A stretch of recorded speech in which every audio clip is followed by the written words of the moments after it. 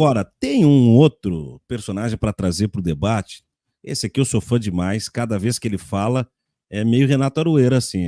A coisa é poética, viu? O que está acontecendo... Dino, eu vou do início aqui com ele. Com quem dera que eu fosse... Esse é muito bom. Você é o Flávio Dino do jornalismo, Aroeira. Motorista autônomo, salão de beleza e terceirizado. O que está acontecendo, estimados ministros, ministra Carmen, digna representante do Ministério Público, é que no mundo dos fatos, isso está sendo alargado. Então, nós temos um vendedor de sapato, pessoa física. No mês seguinte, ele virou pessoa jurídica. Isso é pejotização, isso não é terceirização. São duas coisas diferentes que estão caindo no mesmo balaio. E qual é o problema, ministro Alexandre, que eu tenho também acentuado? Vossa Excelência foi ao ponto central. Isto não é apenas uma fraude contra os direitos trabalhistas. Isso é uma fraude contra o erário. Porque, exatamente como o ministro Alexandre apontou, a carga tributária e a carga previdenciária é menor na pejotização. Então, eu concordo, ministro Alexandre, que, de fato, há um jogo de conveniência amplo. Não é só do tomador do serviço. Também, imediatamente, é do prestador do serviço. Vossa Excelência tem inteira razão. Ocorre que aqui nós somos guardiães da ordem jurídica e também, obviamente, do interesse público. E, neste caso, o que vai acontecer? Este pejotizado vai envelhecer. E ele não terá aposentadoria. Esse pejotizado vai sofrer um acidente de trabalho e ele não terá benefício previdenciário. Se for uma mulher, ela vai engravidar, eventualmente, e não terá licença gestante. Vejam que na terceirização, o terceirizado é empregado de alguém. O debate no plenário do Supremo foi esse. Ele é empregado de quem? O Supremo não decidiu que ele deixava de ser empregado. O prestador de serviço, sim, não é empregado. Mas se tem um cidadão embaixo, o que o Supremo decidiu corretamente, a meu ver? Esse prestador de serviço de iluminação lá, ele é empregado da empresa terceirizada e não da empresa tomadora de serviço. Correto. Lei 6.019 de 74, reiterado na reforma trabalhista. Não é isso que está acontecendo. Da Lei 8.212. Ou seja, o que o... alguém falou aqui no chat agora... Quem dera eu tivesse essa clareza de exposição do ministro. Mas eu vou dizer, Aroeira, eu vou usar uma expressão dele, né? Pertencem ao mesmo continente, viu? Ele usou isso para falar sobre a ignorância outro dia, né? E o do terraplanismo. Ele disse, a sua ignorância é tamanha que você pertence ao mesmo continente dos terraplanistas. Mas o lirismo, a poesia e a inspiração contaminante de ambos pertencem ao mesmo continente. Alguém disse que o Dino trouxe mais caráter didático para o STF. Eu digo que mais do que caráter didático, ele trouxe uma suavidade para a coisa da toga, sabe? Ele se permite ser completamente lúdico, didático, ao mesmo tempo que técnico, rigorosamente técnico, mas suave. Ele brinca com a ministra Carmen Lúcia, outro dia disse, né, ministra, eu faço o que a senhora mandar, afinal de contas, eu sei ser mandado, eu sou mandado em casa, né? E aí ela diz assim, eu gosto de mandar. Bom, uma coisa que você não imagina a Carmen Lúcia se despojando assim, né, Aroeira? Ele tem senso de humor, e eu sempre achei que o senso de humor no sentido britânico, inclusive, aquele senso de humor elegante, calmo, é um humor que não agride o outro de forma nenhuma, a ideia não é essa. Ele tem isso. Eu acho que é o que torna a leveza dele, embora ele se dê bem com a poesia, mas o que eu acho que faz ele ser leve mesmo, e ao mesmo tempo ser muito... As pessoas prestam atenção, é porque ele tem humor embutido em quase tudo que ele faz. Tem uma brincadeira, uma pequena piada, e não é nunca contra o outro. Esse tipo de humor que não agride o que está por baixo, que não agride uma pessoa que já passa por dificuldades, eu acho bacana. Eu sou um cara que... Eu entendo as preocupações dos humoristas em relação ao alcance do humor, mas eu acho que isso é do tal do foro íntimo. Você sabe quando você precisa agredir alguém. Eu sou chargista, eu sei. Quem está no poder precisa ser sovado, igual um pão, precisa ser sovado para poder cozinhar melhor. Mas quem está sofrendo as agruras, ninguém merece ser castigado com o riso. O riso castiga mais.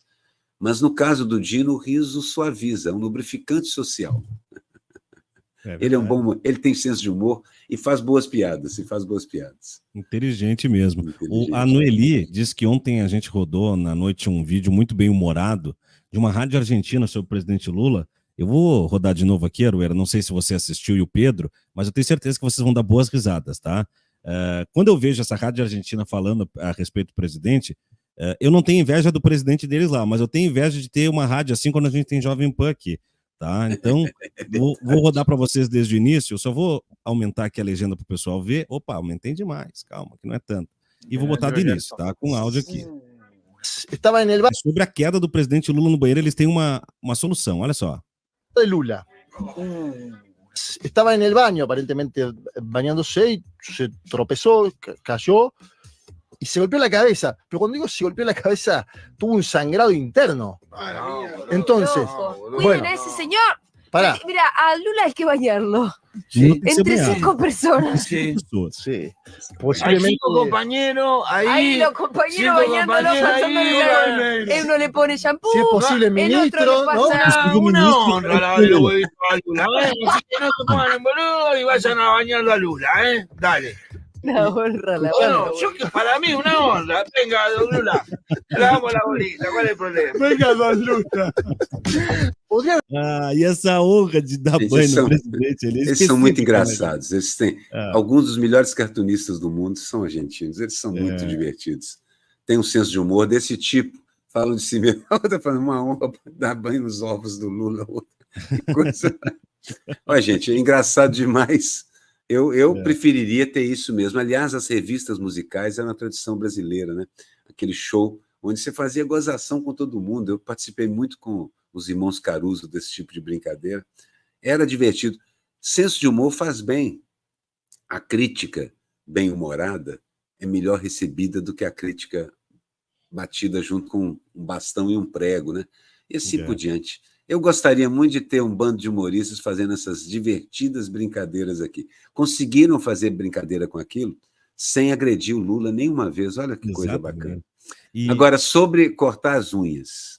Vamos lá. Eu não consigo. Tem dificuldades também. Eu tenho também. Assim, eu não tenho essa mobilidade, essa maleabilidade capaz. É um lugar de difícil acesso. Eu sofro, um lugar de difícil acesso. Então, eu acho que realmente podia, pelo menos, arrumar um pedicure para o Lula, para cuidar.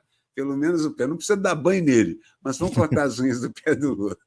Mas que é, no mínimo, lúdica a imagem dos ministros dando banho no presidente. Que coisa maravilhosa, gente. E muita gente que hoje é irritada com política ia gostar de ver isso. Tá certo. Boa utilidade para os ministros. Vamos lá dar banho no presidente. Achamos um lugar aí para o Camilo Santana ser mais funcional, por exemplo, né? Então, por exemplo. Que fica a ideia. O Múcio, por exemplo. Precisamos dar uma utilidade. Seria muito mais útil fazendo isso. Pois é. Espetacular.